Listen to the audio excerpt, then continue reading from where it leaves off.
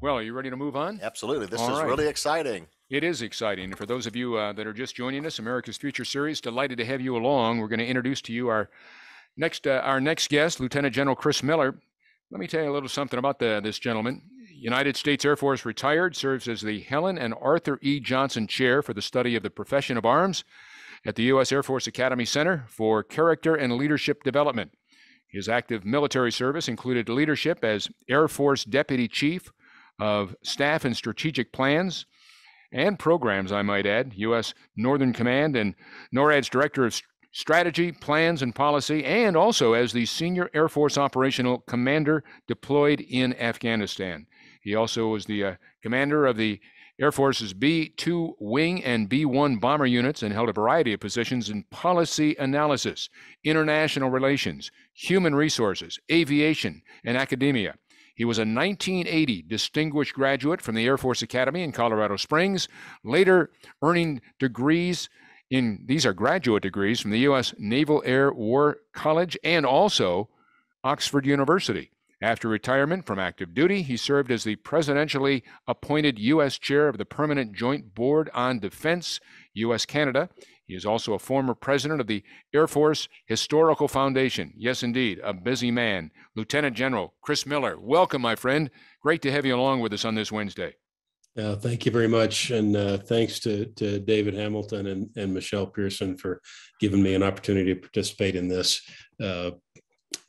I'm working now on the future of the profession of arms and basically looking at how America's military professionals and the citizens they serve have to evolve their understanding of national security in light of the challenges that we're going to be talking about this morning. That is, threats that don't involve physical boundaries or traditional weapons necessarily, but affect our lives in very real ways. And I'm just grateful to America's Future Series for a chance to raise some important issues with some amazing folks on this panel to come up.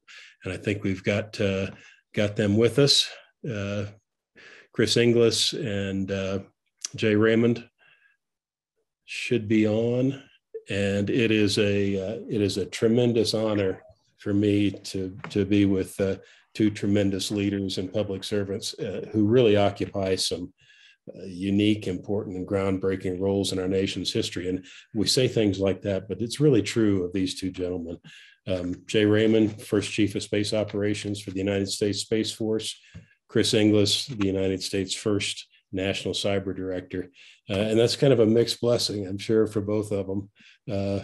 As a first, you get to do some really interesting things, but you're out there at the very tip of the spear, which is usually the thing that hits the hardest targets first. Mr. Inglis has been in position for about 4 months. General Raymond's been in position for about 2 years.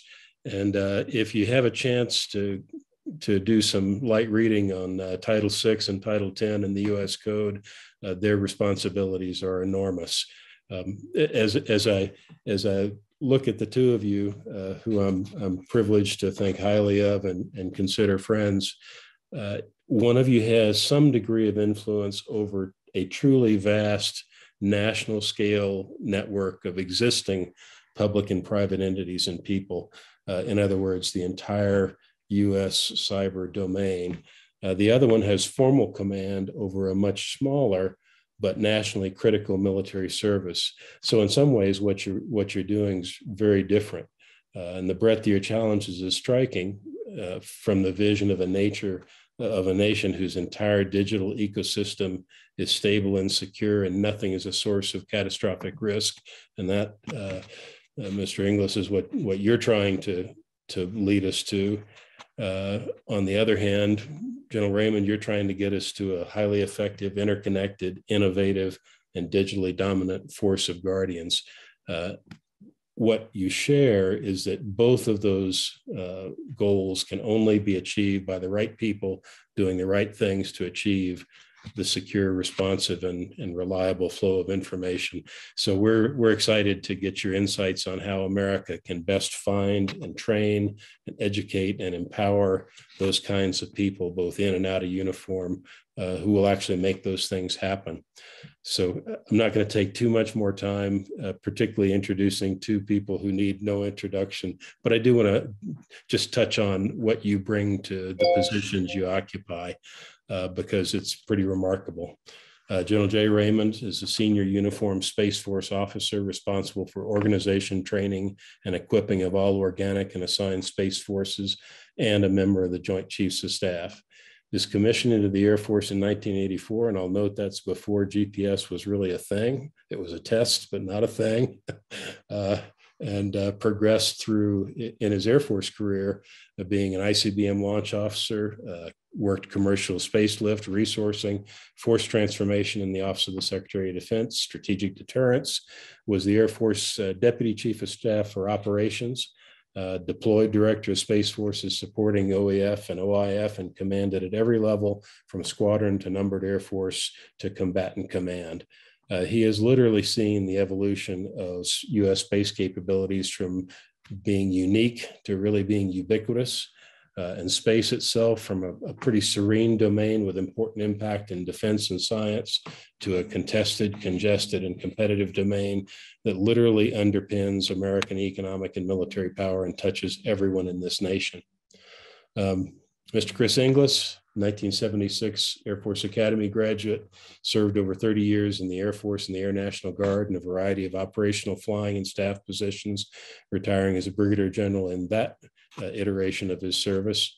And in parallel with his military career, served 28 years at the National Security Agency, starting as a computer scientist and progressing through tours and information assurance, policy, time-sensitive operations, and signals intelligence.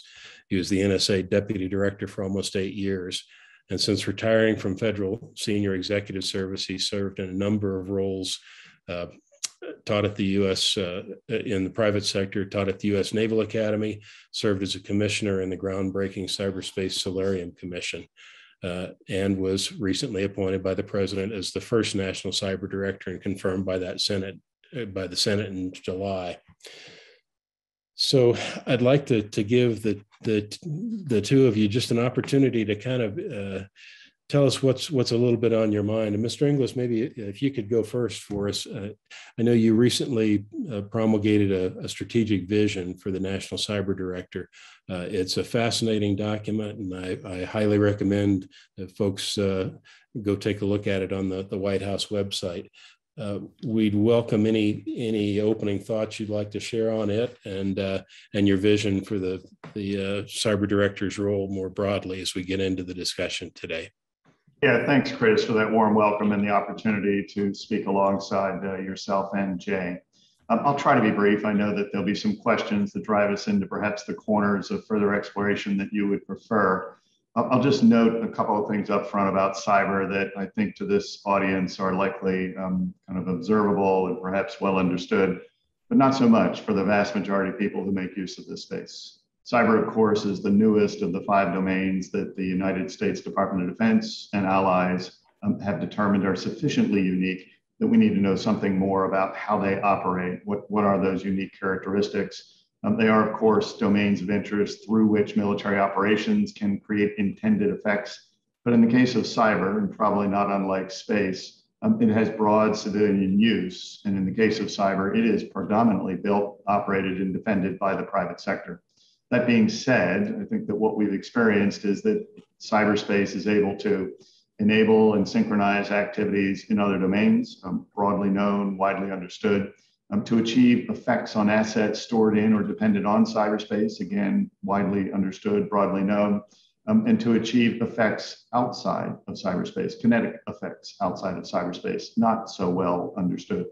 There have been 3 waves of threat over the last 35, 40 years as this system of systems has developed. We understood a long time ago that there were threats to data and systems. We held those as valuable because that data mattered to our businesses or our national security. Those systems processed and presented that to us. Later, perhaps 20 years ago, we began to realize that the abstracted critical services that depend upon those data and systems, they were at direct and material risk. Most recently, our election system could be considered to be under attack, under assault, using cyberspace. And more recently, perhaps in the last few years, we've seen a wave of threat that affects confidence. Will these systems be there? Will we be able to use them when and where we choose to use them? If you look at the Colonial Pipeline event earlier this year, it really was an attack on confidence as much or more as anything else. And that matters not simply because of personal convenience, but in a time of crisis or contingency when these critical systems need to be at our beck and call. If confidence is waning, then we may in fact be deterred. So I'll just conclude by saying it is, of course, then both a domain and an instrument of power. It's an instrument of power, meaning it's one of several instruments of power we can bring to bear. And achieving confidence in our access to it and our use of it must employ all instruments of power.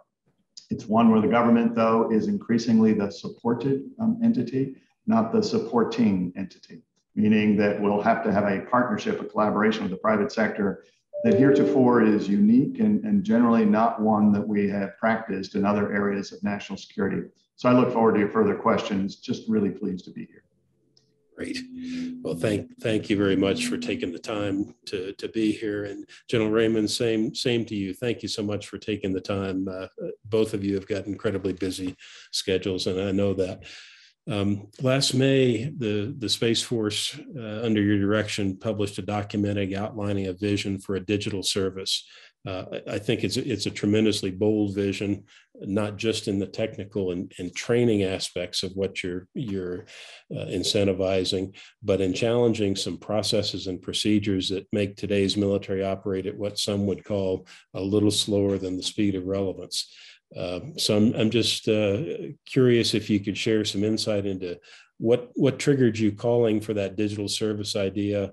How is it rolling out, and how do you see things progressing toward the milestones that you consider important, and whatever else you'd like to open with?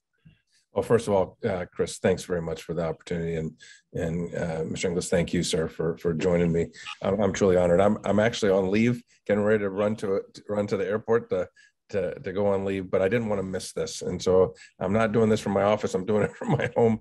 But again, I really appreciate the opportunity to share a few thoughts. So, 2 years ago, almost 2 years ago, the nation established this new service called the United States Space Force. It was on the 20th of December of 2019. The National Defense Authorization Act was signed, and that was our birth certificate. And largely the reason why we were established was that it's really clear that our nation and our joint and coalition forces rely on space each and every day, and the domain had become more congested, contested, and competitive. And on the contested side, we felt that we've been given this luxury of being able to access space and have freedom to maneuver in space, and you could just take that for granted. We can't do that anymore. And so we established this service to be able to stay ahead of that threat, largely to deter conflict from beginning or extending into space. And then if we can do that, to deter conflict from spilling over into other domains. As we started thinking about it, we started thinking that nobody, unless you're an astronaut, and I think tonight, in fact, I'm going down to Florida to watch an astronaut launch. I think that'll be, in that crew will be the 600th person to go into space. Unless you're an astronaut, you don't experience the space domain physically, you experience it through data.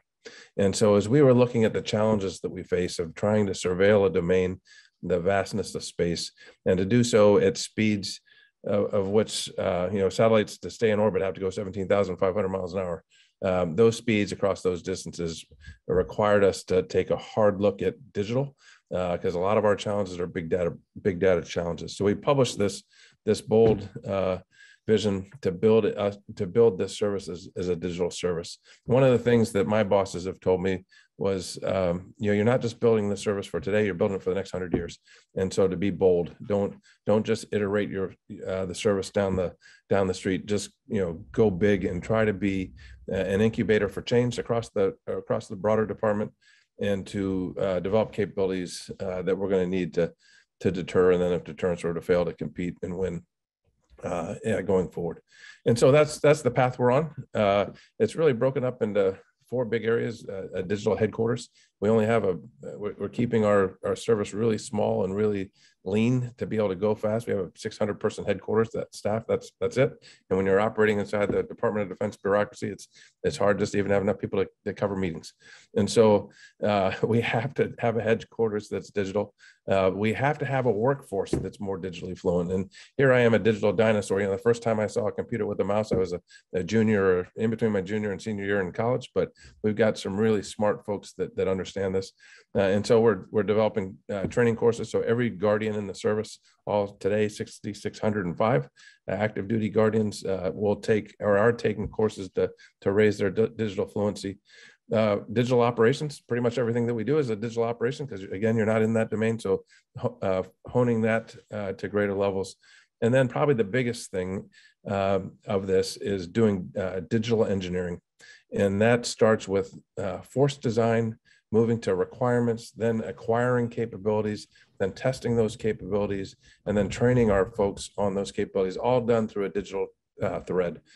We've taken a first step at that. And just 2 weeks ago, we had a big industry day where we laid out to industry all of the threat models and all of the architectural models that we have in model-based systems engineering, to start having that earlier conversation with industry to help us get where we need to be with a more resilient architecture. The capabilities that we have today are largely built for a different domain than we find ourselves in today. I couldn't be more proud of the team. We're working hard, coming up on our second year, made a lot of great progress, and I am convinced that we're better postured today to operate, to deter, and to win if deterrence were to fail in the domain than we were just 2 years ago. So again, Chris, thank you for hosting us. Thanks for the invitation, and I really look forward to the questions. Thank you, General Raymond, and thank you, Mr. Inglis. One of the links, as I mentioned before you spoke, one of the links between the two of you is a workforce that has the capability to understand the challenges of the domains that you both operate in. And obviously cyber is the connective tissue between space and the nation's cyber infrastructure. But I recall from the Cyber Solarium Commission, there was a note that the estimates are somewhere around 33,000 U.S. government jobs related to cyber that are unfilled, and maybe 500,000 across the nation. So just as kind of a level setting exercise, how do you both look at finding those people for you, General Raymond? Obviously, traditional recruitment processes. For you, Mr. Inglis, it's a matter of helping others link up with those people. So you've got different views of the same body of humans who are trying to fill these positions, or that we need to fill these positions. And I'm just curious how the two of you are approaching that one sort of resource issue.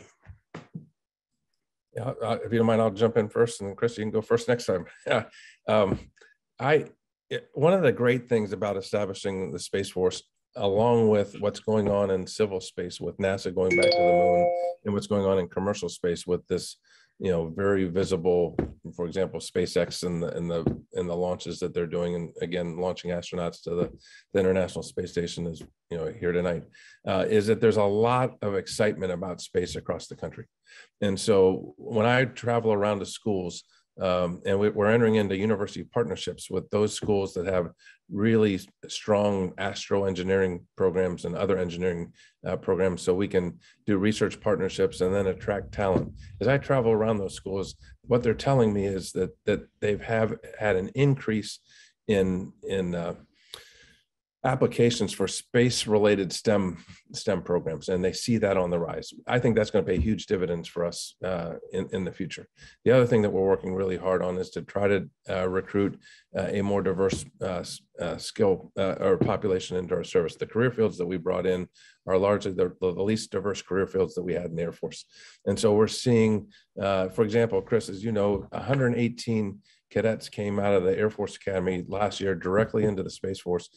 Almost 40%, it's 39 point something percent were female. That's significant. And so the other great benefit that we have is we only because of our size, we only recruit about 350 to 400 officers a year. And so we can be very selective. So very similar to what the nuclear Navy is doing, where you go interview everybody and handpick folks to come in. That's exactly what we're doing. And we're lucky today in that we have way more people knocking on our door wanting to come in than we have slots to fill. And so we're in a pretty good position. My big concern, though, two big concerns, as commercial industry and as civil space continues to blossom, our talent is going to, I think, what has historically been a cyber thing, where there's a lot of pull for our cyber expertise from inside the department to go work for commercial industry. I think you're going to start seeing the same thing on the space side, and so making sure that we can retain this talent going forward is going to be important to us. Thanks. And my situation in cyberspace is not completely unlike what General Raymond just described. But I'm going to step back for just a second and reprise, what might be a definition of cyberspace. If you think of cyberspace, the noun, most people are clearly aware that there's a pile of technology in it: computers, systems, manifold kind of processing and storage devices. But cyberspace is also comprised of people. It doesn't just serve people. People are in it. They make decisions all day, every day that determine its functions and the outcomes of it. And it's also roles and responsibilities, a little bit fuzzy, but if you don't get the roles and responsibilities right of who's accountable for what, there's an inherent weakness in cyberspace. Turn that around, if you're an aggressor in cyberspace and you want to hold it at risk, you think about all three of those properties. You think about, how do I hold the doctrinal aspects at risk, find my way through seams and who's accountable for what, how do I hold the people at risk, how do I hold the technology at risk? There's a people component under all three of those. We often think about the people who have the word cyber or IT in their names. They're the folks that essentially have their hands on that technology. They design it, generate it, attend to it, sustain it, possibly even defend it. But every person in cyberspace also has to be cyber aware, because they could be on the front line of the next skirmish or the front line of the next attack. So taking all that in sum, I think that we have three challenges, workforce challenges, hiding under the same cloak. We have a relatively few number, you indicated about 33,000. Turns out that number in the federal government is just about 1/3 of all the positions that have cyber or IT in the job title. It's the same component, it's the same quotient out in the private sector. About 1/3 of the jobs are empty. We have to fill those jobs. We're going to do that by revisiting what the requirements for those jobs are. Have we properly described those requirements? Not everybody needs a computer science degree. In many cases, just a good, solid, critical thinker who understands systems is actually going to make a very positive difference. So let's do that. Let's then build a bigger pipeline as opposed to speeding up the pipeline that we've got, which means that we're going to want greater diversity, greater awareness at an earlier age. And let's make cyber cool in the same way that robotics has been made cool through some Air Force and other initiatives. Kids in school actually are excited about spending time after school building technology and contraptions because they see the end purpose of that, as opposed to they're doing that for the purpose of math or science. We need to use all methods, not just educational methods, but awareness, hands-on, and we need to do some padding, meaning that we need to get those kids or those professionals, aspiring professionals, from some kind of education or training opportunity into the workforce. And so clinics and co-ops and all sorts of activities that essentially say, I'll help you get from A to B, is essential. That solves or addresses the problem of people who have cyber IT in their name. There are many professionals, lawyers, system engineers, even computer scientists, who don't think that their work is directly implicated in cyber resilience, robustness, or the defense of that, but it is. They need to know something more about cyber than they know based upon a historical curriculum. We need to make sure those curricula are updated to address those facets. And then I get to the all proposition, which is that every user of cyberspace needs to know something more about that domain than they would simply by using it.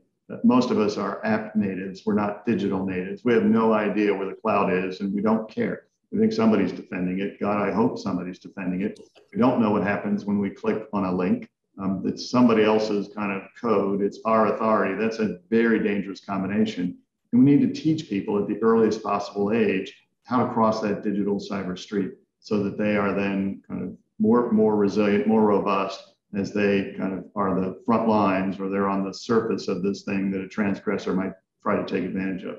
I think if we do all of those things, if we address the few, if we address the many, if we address the all in a very aggressive, kind of audaciously aggressive way, we'll have the workforce that's fit for purpose, and we can reacquire the initiative that we've too long ceded to the transgressors in this space. Yeah, those are both those are some sobering thoughts and some big pursuits. We're starting to get some good questions from the audience, so I don't want to take a whole lot more time, but I would like to ask for your thoughts on one issue that sort of spans the military-civil gap, and that is, how do you see the process ahead of motivating and inspiring young people and older people to recognize that the cyber domain and the space domain and their interrelationship is truly as critical to the nation's prosperity and security as it is. You know, we all, as we get ready for Veterans Day tomorrow, and we've all served in traditional military roles, we have this implicit sort of millennia-old understanding of what military service is and what national security service is. And yet, the people that you're talking about, recruiting, training, incentivizing, all of them need to have both actual and intrinsic reward to what they're doing. And I think some of that is easy in the kinetic physical contest realm and much more difficult in the cyber realm. So not a very focused question, but I think you both know exactly where I'm going. And I'm just curious how you see that inspiration. I think it's a great question. I think take the proposition that I offered, which is that we're going to have to appeal to a relative few who are going to have the word cyber IT in their job title. We're going to have to appeal to everyone in ways that we have not yet appealed to them. I think I'll start in the reverse order. For everyone, we can't actually educate them on how to form a good password or how not to click on links or all of that unless they understand what's actually hanging in the balance, unless they understand what actually is the reason why they should care about that. There's a telecommunications company years ago that was worried that their potential customers wouldn't understand what technology was about to explode, bring to them. And they ran a series of commercials that essentially kind of started with the predicate of, did you know? And then they would put some tantalizing, really amazing kind of thing on the table to say, someday you will. Right. And they didn't approach it with, you need to buy 55 gigabytes of bandwidth, or you need to buy the latest and greatest iPhone. They approached this with, here's something that makes a material difference to your life. It's exciting, it's innovative, it's cool. I think we need to do the same thing for our citizens to say, did you know? And then just tell them something that has an everyday consequence so that they begin to understand what the import of cyberspace is for them in their personal lives, in their business lives. For the crowd that's in the few category, we need to make this cool, not because you can make money, not because you'll have some status or stature, but because you can do something that matters. That's the age-old way of recruiting people to something that's important, and you sustain them because you give them feedback to show how they matter to that activity. Again, we need to do that at the earliest possible age, so that people can see you can do things that matter in and through space or cyberspace. If you want to take a turn at that wheel, we'll help you in every way we possibly can. And we'll put you on the front lines as early as possible and give you feedback so that you actually have proof that you make a difference.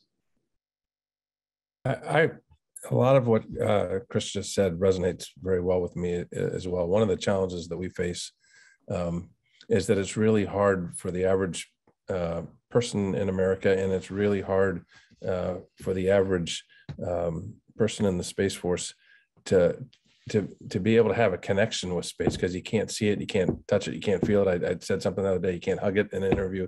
It's just hard to have a relationship with it. And I tell a story about my own mother, and please don't quote this because she got thrown on the national news because I said this, but my own mother didn't even know that the military did GPS. And I'm like, Mom, you gotta be kidding me. I mean, that's what I've been doing my whole career. And but it's just hard to understand. And so I think that's one of our challenges is to educate America and America's youth on just how critical space is to their everyday way of life, and then ignite that passion to come in. As I mentioned, what I am seeing on the space side is a ton of excitement. I have a lot of people that come up to me, Chris, that says it's one of two conversations. It's with young folks or it's with their parents, and the parents will come up and the conversation goes, you know, General Raymond, my son or daughter would never join the military, but boy, they want to come into the Space Force, or you know, General Raymond, I don't want to go in the military, but I'd love to come in the Space Force. And so the first thing is, hey, we are the military. This is an armed service. It's a critical mission for the national security. But what that shows is we can attract maybe a broader talent pool than maybe a traditional more traditional military service would. And I think there's lots of great capabilities.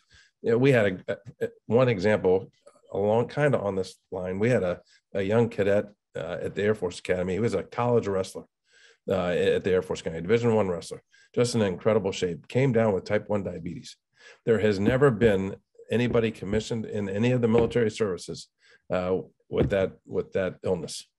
You know, and we started thinking about it. That gentleman can have a very full career in Colorado, Florida, Washington, D.C., California, where you get plenty of care. And the data and the wearables to take care of these folks, it's changed the game. So we brought him in, and to show that this force can be a little different. And he's going to do great things. He's an incredible leader going through training right now. And I think we have an opportunity, because of the differences in this domain, to attract a different group. Thank you. Those are some great observations. And again, you know, tough to actually implement, but that's what you're about. Let me get to a couple of the questions that have come in.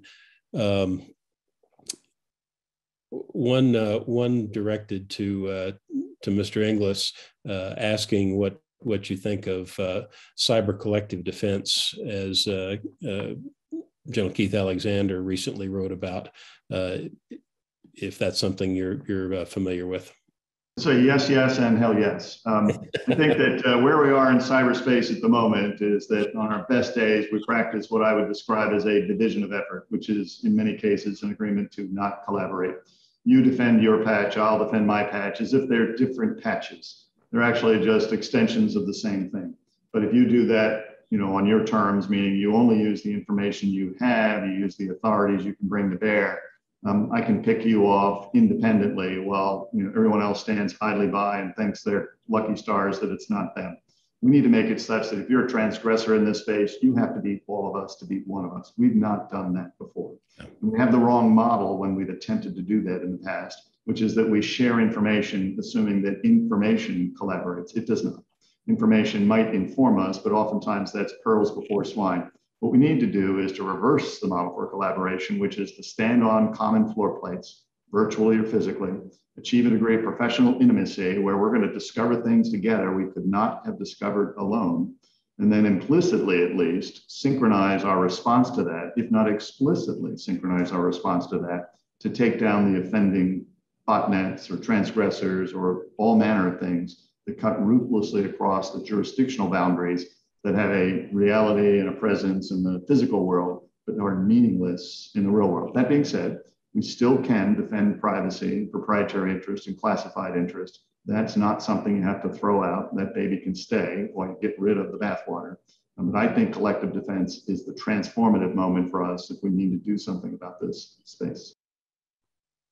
And it seems to me that is very consistent with what I've seen the U.S. space entities, everything from Space Force to U.S. Space Command, trying to do in terms of multinational and international collaboration. Question for one other for Mr. Inglis, asking how are we going to hold decision makers accountable and require companies to prevent data breaches? Because I know the world you're dealing with, Chris, the vast majority of owners of the technology are in the private sector, and so you have some levers, but I'm interested in how you would answer. Yeah, so it's a great question, and I think this question pertains to any manager or leader. It doesn't matter whether you're in the federal government, state government, or in the private sector. you're accountable for the vitality of your mission, your business proposition. Sarbanes-Oxley years ago essentially began to hold CEOs accountable for the fiduciary integrity of their companies. And yet we've often concluded, at least you can observe by kind of just watching, that digital infrastructure is somebody else's problem. It's a commodity you can let the information technology shop manage. Nothing could be further from the truth. You need to make sure that the agency heads, that the CEOs, boards are specifically accountable for the disposition of the digital infrastructure upon which the mission vitally depends. Get that right. Second, you need to make sure that they have described what they've done to prepare that digital infrastructure to withstand the rigors, the burdens of taking the risks that they do. What you often find in that case is that the folks who are in charge of business operations are actually quite comfortable taking risks of a financial nature, take on a new market, enter into a new kind of domain of interest, and yet they mitigate those risks by offloading that responsibility to some other part of the company. They need to be accountable at the same time. If they take the risk, they need to be accountable for mitigating that risk. Boards are beginning to do that because the overseers are beginning to hold the agency heads or the CEOs accountable for that. I think it's as simple as hard as doing just that. Yeah, General Raymond, a question for you that I think is probably easy or hard to answer. Asking you, what's the most critical mission for the Space Force? And I'd add a codicil to that. Do you have the right people and the right processes to meet that mission going forward? So, I deployed in 2006 timeframe to Central Command is in a position that we called the Director of Space Forces, and that's bringing space. It's the senior space person that deploys forward to help bring space capabilities to the theater commanders. And I remember when I came home from that deployment, and so you were deployed at the same time in Afghanistan. I remember going up, meeting you up there. When I came home, people asked me, well, what's the most important thing that space does? And what's the one thing the warfighter needs? And what I quickly learned from that, or brought away from that deployment, was there wasn't one thing. There was everything. Everything that we bring is critical to all phases of conflict, whether it's humanitarian assistance, disaster relief, or conflict. That being said, we have gone through and prioritized our missions, because one of the things that is our primary focus is to shift to a more resilient architecture, space architecture. And so today we largely have small numbers of satellites that are very large, very exquisite, and very hard to defend. And so we need to make a shift, and we want to capitalize on commercial industry, where commercial industry is headed with these proliferated low Earth orbit constellations, as an example, to diversify our architectures, to complicate the targeting of any potential adversary, and to deny benefits of any such tactic to deter. And so as we do this, the challenge that we have is you can't turn to the nation and say, okay, I'm going to turn off GPS, I'm going to turn off comm, and I'm going to turn off missile warning, and I'm going to turn off all these things, and we'll be back to you in 10 years with a new constellation. You have to have a bridging strategy. And so as we've gone through this bridging strategy, there's the mission that we've prioritized as the highest to get after that shift to resiliency is a missile warning, missile tracking architecture that, we're the unblinking eye for our nation to be able to detect any threat that might be launched anywhere around the globe. And to be able to make that more resilient is our top priority. Yeah.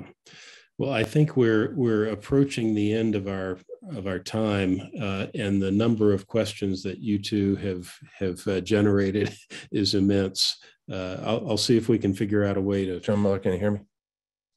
Yes. Yep. Got you loud and clear, General Raymond. I think you're muted now. Can you hear me now? The screen locked up, and I just wanted to, okay, thanks. Yep, I can hear you now. I was just saying, I think we're getting close to the end of our time, and you all have generated an amazing number of great questions we're not going to have a chance to touch on. I'll see if we can figure out a way to get them to your staff just as information for what people are thinking about. But I'd like to give you a chance if you have any parting thoughts before we wrap up. Mr. Inglis? So I'm busily trying to answer some of these questions in the text, and I'll be happy to do that if the text stays up afterwards. But I think what I would conclude with is that we're kind of at a moment in time where I think generally in cyberspace, most people who make use of it, which is all of us, are aware that there's something that's not right in cyberspace, and that increasingly we're all at risk. It's not somebody else's problem. If I worry about one thing, it's a degree of complacency that people conclude, well, it's somebody else's challenge, somebody else's responsibility to fix. There is a role for every person in cyberspace to fill, in the same way that we take a personal interest in defending our personal possessions or those things that matter to us in the physical world. So there's an all proposition, there's a many proposition, there's a few proposition. Government needs to lead in this regard by showing that it's willing and able to make a very proactive generation of resources available to the private sector, such that we can be a viable collaborator in the defense of this space. That's what we're trying to do at the moment, which is to make sure that we understand what those instruments of power are, how can we make them coherent, how can we bring them to bear to achieve the desirable conditions in cyberspace, and when necessary, to assist in the defense of cyberspace. But we want to get left of event. We don't want to continue to be excellent at responding to events. So that's what lies before us. It's a technology problem. It's a people problem. It's a doctrinal problem. If we get all of those rights, we can turn the tide and seize the initiative back and make it such that the transgressor in this space needs to beat all of us to beat one of us. Thanks very much for the time and opportunity to have this discussion today. Thank you, sir. General Raymond? Yeah, thank you, Joe Miller. It's been a privilege to be here this morning. And Mr. Inglis, sir, thank you for letting me join you. I just a couple quick thoughts. We're at an inflection point in space as well, where we're highly reliant on space capabilities as a nation, but yet there's a growing vulnerability. We're the best in the world at space.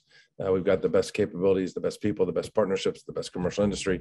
But there are folks that are moving very, very fast, specifically our pacing challenge, China.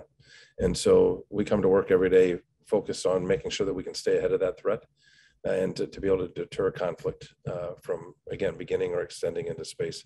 I'm really proud of the team. We've got a lot of work to do, and I think we've got two opportunities that we're trying to leverage. One is, I mentioned earlier, it's a terrible word to say in the space business, but an explosion of commercial space activity that we want to be able to leverage and capitalize on.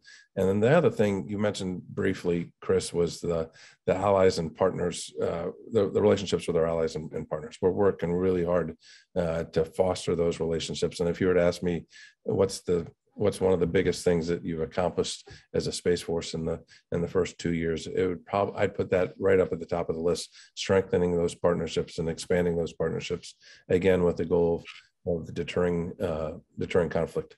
And so, again, I appreciate the opportunity to be here, and I appreciate you reaching out and inviting me to participate. Gentlemen, I'm very grateful for your time, as I'm sure everyone listening is. And just as one very quick expression of optimism, one of the best questions I saw was from a person I happen to know is a brand new first lieutenant in the United States Space Force. So we've got some great citizens out there under your leadership. And thank you very much for your time today. And Lieutenant General Miller, let me say on behalf of all of us back here in the studio, that was absolutely outstanding, fellas. Just really well done. So thank you very much to Lieutenant General Miller for our moderating, and certainly to General Raymond and Chris Inglis. Incredible information. This is something I don't know that much about, and just to listen to them and what they shared is above and beyond. I've just had so much, what I say, wow factor. Oh my gosh, I had no idea. Absolutely. Thank you, General. We appreciate you. Yeah, thank you both. Really great. Have a wonderful day. We hope to have you back for maybe 4 or 5 hours. Thanks much. Have a great day, gentlemen. Take care. Okay.